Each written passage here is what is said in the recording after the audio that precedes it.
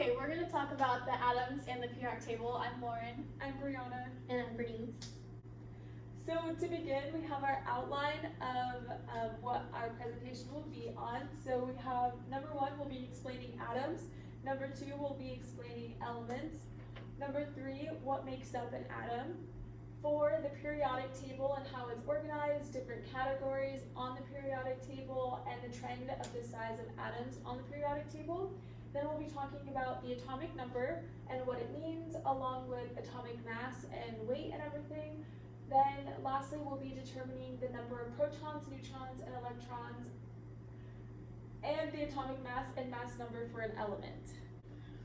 Okay, so just kind of an introduction. Atoms are the center of everything. The word atom comes from a Greek word meaning undivided. Atoms are in everything. There are trillions of atoms in everything. Oxygen alone has 2 sextillion of atoms in a drop of water.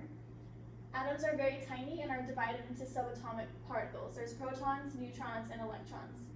The periodic table shows the basic elements, natural and non-natural, with their characteristics. It is organized in periods and... Okay, so to begin talking about atoms, the definition is the basic unit of an element. Atoms are mostly empty space. Everything around us is made up of atoms. The sea you're in right now, the air you're breathing, and even you are made of atoms. The origin of atoms goes back to the birth of the universe. There are 92 different kinds of atoms. Atoms are referred to as the building blocks of elements because they can be divided into smaller particles. Atoms are really small. The average atom is about 1/10 of a billionth of a meter. Okay, so to talk about elements, the definition is a substance made of only one type of atom. Although elements are made up of the same type of atom, there are still different types of elements. Some examples of elements are oxygen, iron, aluminum, carbon, and carbon. Depending on the temperature of these atoms, they can be solid, liquid, or gas. There is a total of 118 elements, but only 94 of them are naturally occur on Earth. Hydrogen is the most common element found on Earth. So this is an example of an element, pure gold. This block is made of gold, but only gold atoms, making it an element. So what makes up an atom? We have protons, neutrons, and electrons. So protons are located in the center of the nucleus, as you can see. It has a positive charge, and then neutrons are also located in the center of the nucleus, and neutrons have no charge. Electrons are negatively charged, and they zoom around the nucleus of the atom. Some additional information: the charge on the proton and electron are exactly the same size, but they're opposite. And hydrogen is the only atom that usually has no neutrons. 2 protons or 2 electrons repel each other, but one of each, 1 proton and 1 electron, attract one another.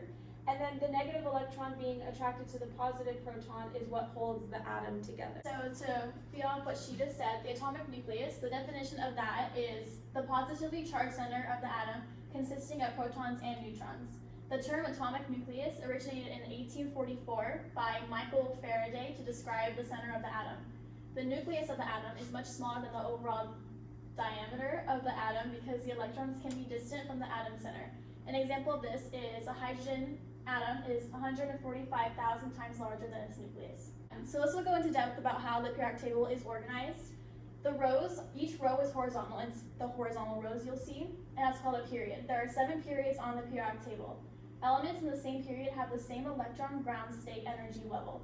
Moving from left to right horizontally, elements transition from metal characteristics to non-metallic properties.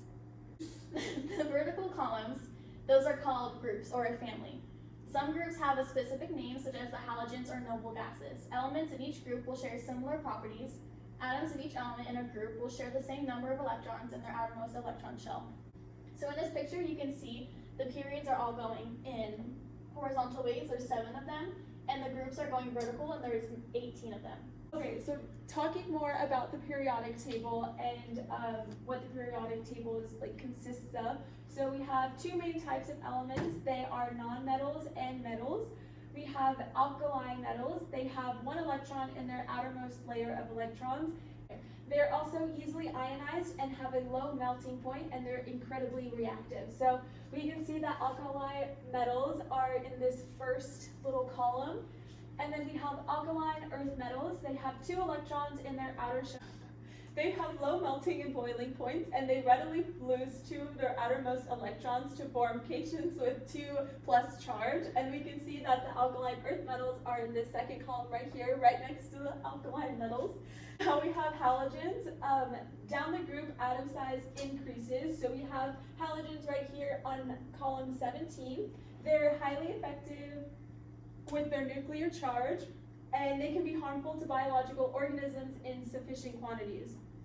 So now we have noble gases. They're the least reactive chemical elements, and they have full valence electron shells. And you can see that the noble gases is here in the 18th column.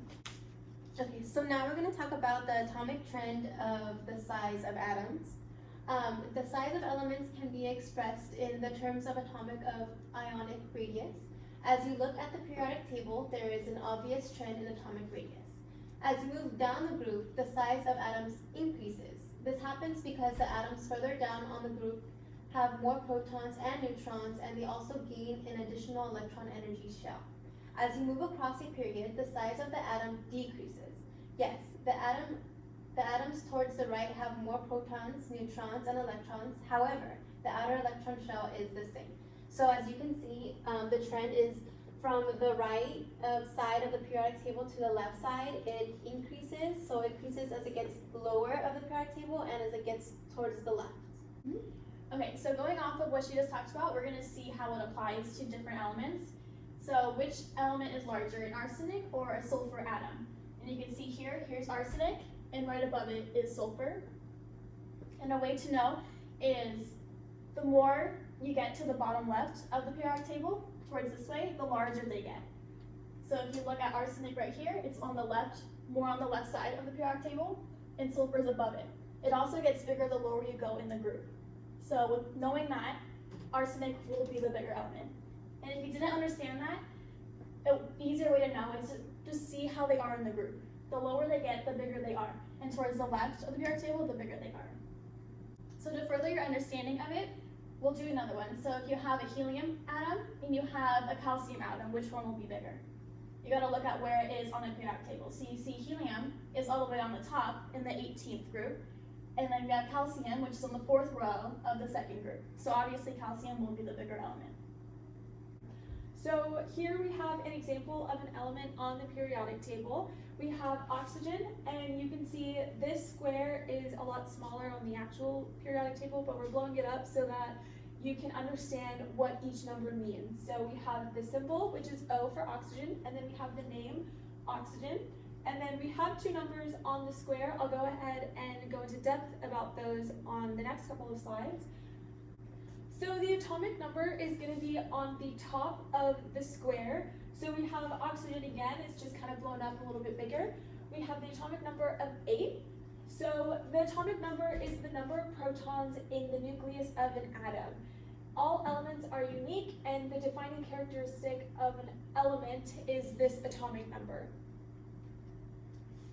And then we have the atomic mass / weight.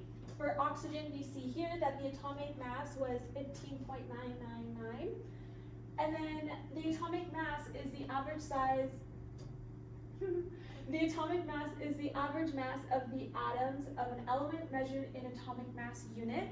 And then it is the weighted average of all isotopes of that element.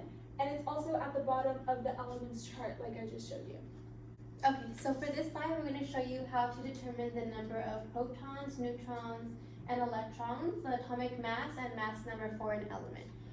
So like Bree showed you, the atomic number is always going to be at the top of the element. So in this case, for oxygen, again, it's going to be 8. The atomic mass is always going to be at the bottom of the element, just like Bree said. So in this case, 15.999.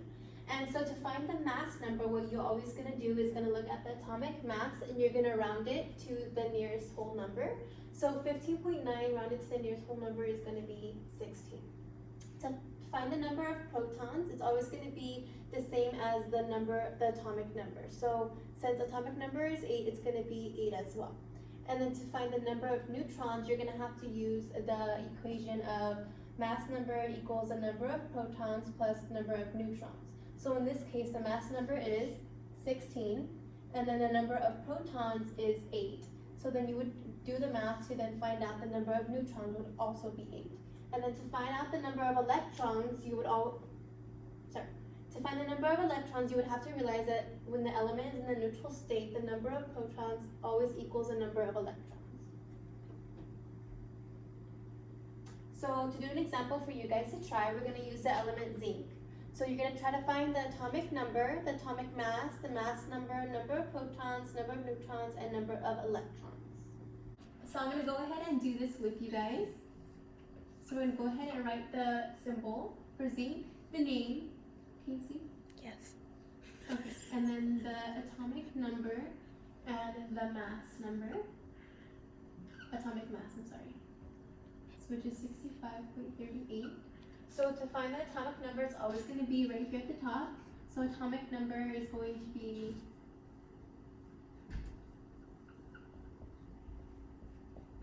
is going to be 30.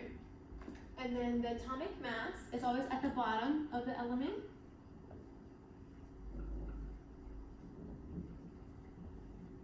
The atomic mass is always going to be at the bottom, so in this case it's going to be 65.38. Okay, so to find the mass number, remember you always have to round the atomic mass to the nearest whole number. And since it's a 3, we're going to go ahead and just do the 65. And then for the number of protons, you always have to remember that the number of protons is going to equal the atomic number of the element. So protons is going to be 30 as well. And then to find the number of neutrons, remember that you have to, the mass number always equals the number of protons plus the number of neutrons. So then the mass number is going to be 65, and then we know the number of protons is 30, and then we're going to go ahead and subtract that. So then the number of neutrons is going to be 35.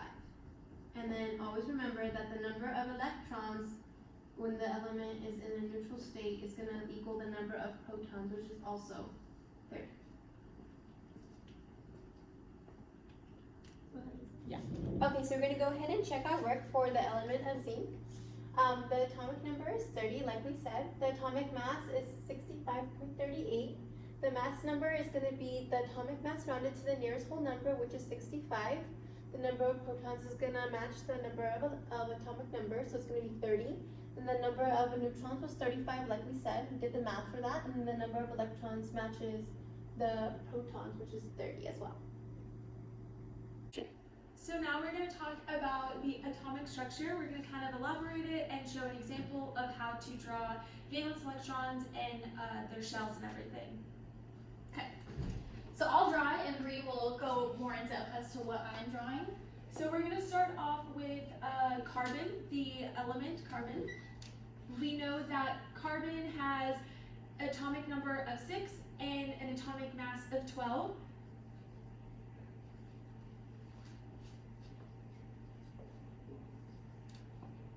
So now we're going to show you how, what is it called? To draw the electron configuration.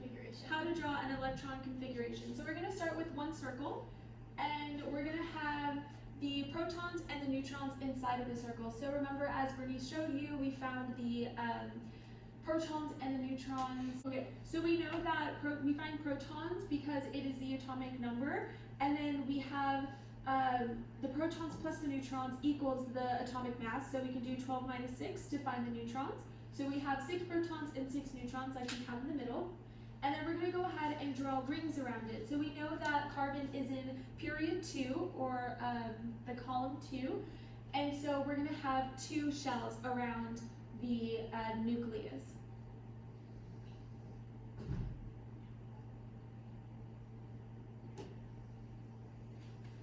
So a couple of quick facts. The first shell, or the first circle around the nucleus, it only allows 2 electrons at most. And then the second ring, or the shell, is only available, or you're only allowed to have 8 electrons. So we don't really have to worry about that because we only have 6 electrons in carbon. So for that first shell, like I said, we only have 2 electrons. So we're going to go ahead and draw those as circles on the rings. And then 6 minus 2 is 4, so we're going to go ahead and draw 4 circles on either sides of the ring.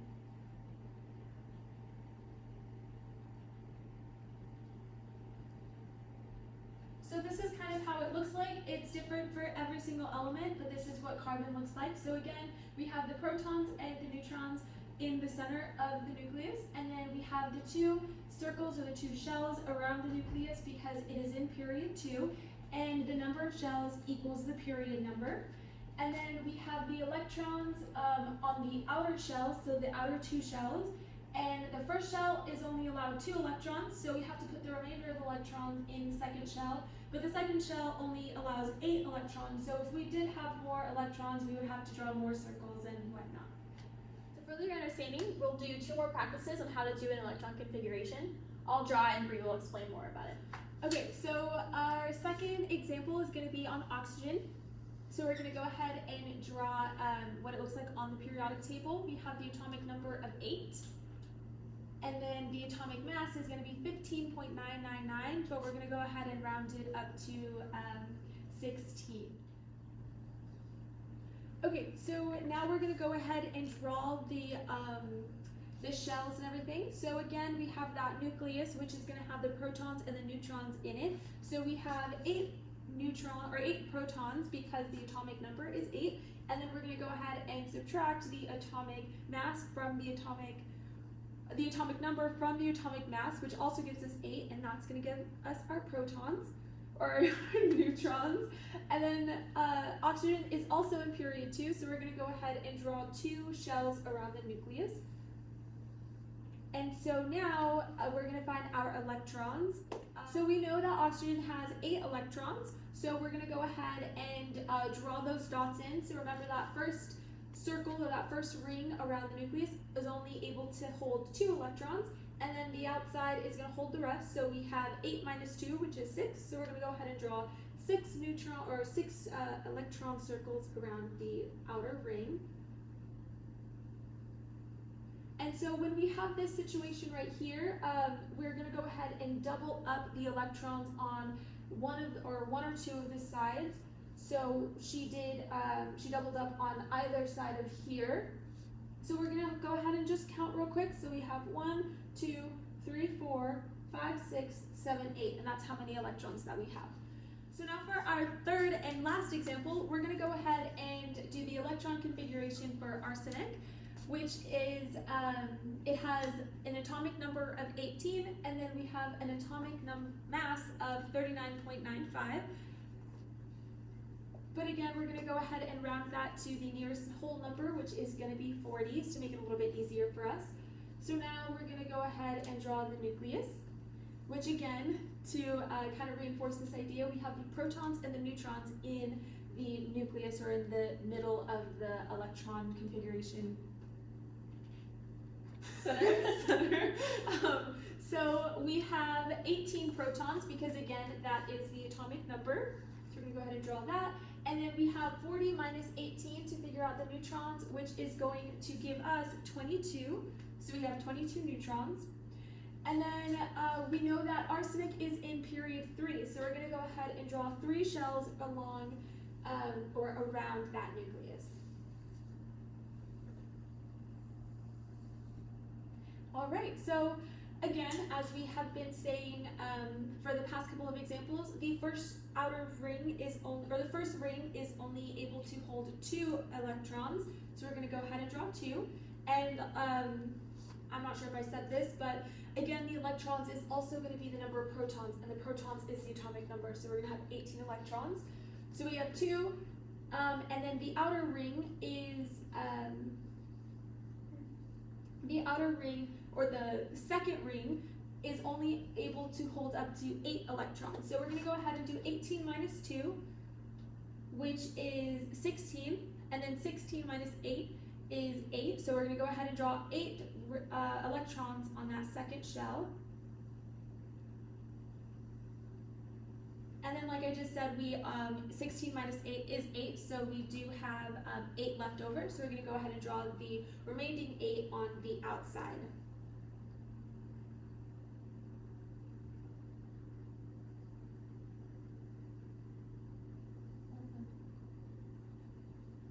Perfect. So again, we have 18 protons, 22 neutrons, and then we have 18 electrons on the outer shell. So we have 1, 2, 3, 4, 5, 6, 7, 8, 9, 10, 11, 12, 13, 14, 15, 16, 17, and 18. So this is just a simple way of learning how to do the electron configuration. It can be a little tricky when you have a bunch of outer shells, but if you know the protons, the neutrons, the number of electrons, and you know the atomic mass and the atomic number and how to figure all that stuff out, you're good and you'll be able to do electron configuration. So now to conclude the PowerPoint, we have bullet points to show or to summarize what we have learned throughout this PowerPoint. So first, we know that atoms are the basic unit of an element. We also know that an element is a substance made up of only one type of atom. We also know that an atom has a center called an atomic nucleus and is made up of protons, electrons, and neutrons. We also know that the periodic table is organized in rows and columns and contains different categories such as metals and nonmetals, halogens, and noble gases. We learned that as you move down a group, the size of atoms increase on the periodic table. And then we also learned that as you move across a period, the size of the atoms decrease on the periodic table. So the atomic number is the number of protons in the nucleus of an atom. The atomic mass is the average mass of the atoms in an element measured in an atomic mass unit. And then we also learned that you can determine the number of protons, neutrons, and electrons, atomic mass, and mass number for an element with the information provided on the periodic table. Okay. So for our acknowledgements, we would like to express our special thanks and gratitude to our chemistry teacher, Professor Leila, for her wonderful lessons and for her guidance throughout the second half of the semester. With her support and guidance, we were able to learn many things regarding the subject of chemistry and were able to create this project. We are also very thankful for the opportunity to create this project and display our knowledge of one of the topics we learned during the course. We are also very thankful for our classmates for joining us and learning about chemistry alongside with us, and as well as our audience for their attention. Thank you.